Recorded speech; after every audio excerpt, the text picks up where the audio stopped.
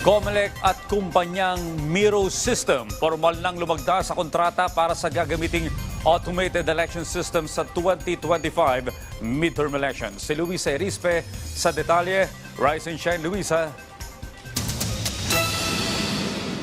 Matapos ang mahabang proseso sa bidding at procurement, selyado na ang kontrata sa pagitan ng Comelec at Miro Systems Company Limited para sa gagamiting makina at election paraphernalia sa 2025 national at local elections.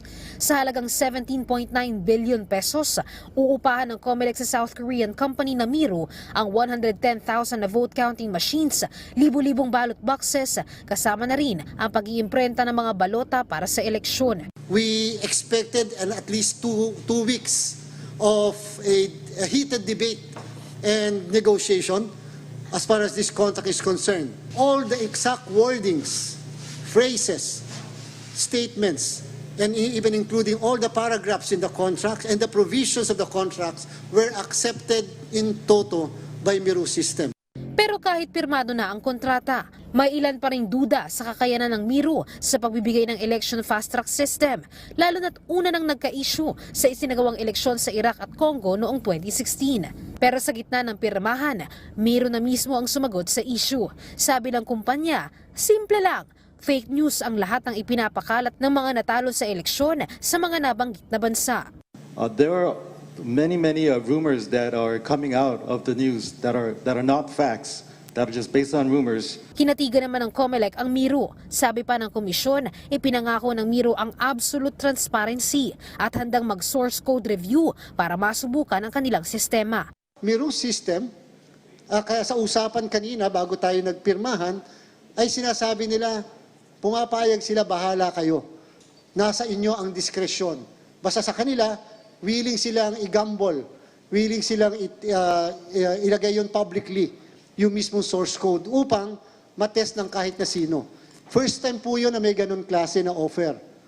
Pero nagbabala pa rin ang Comelec. Sinabihan mismo ni Comelec Chairman George Erwin Garcia ang kumpanya na may parusang habang buhay na pagkakakulong kung magkakaroon ng electoral sabotage sa Pilipinas. Kaya't dapat isnabin agad ng Miro ang sinumang manunuhol para makapandaya sa eleksyon. So sabi ko sa kanila, ayaw ko pare-pares tayong makukulong dyan.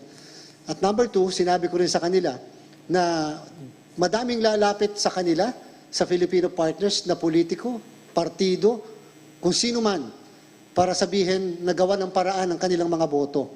At ini-emphasize, sinasabi ko sa kanila, kung kaya mang gawin yan, wag na wag niyong gagawin. Not under the present leadership of this commission. Sabi naman ng Miro, hindi nila lolokohin ang mga Pilipino dahil may reputasyon silang inaalagaan at gusto nila itong panindigan. We will stand firm on this issue. We could promise, we could guarantee that we'll be transparent all the way throughout the process. We will abide by the rules of the Comelec of this nation, of the Philippine nations. Our goal also is to build up our company and to expand, and we were looking for the future. So we will not do anything that will jeopardize our future. Pirmado na ang kontrata, kaya't inaasahang maibibigay na sa Miro ang notice to proceed para makagawa ng mga customized na automated counting machines sa South Korea. Natatagal ng 6 na buwan.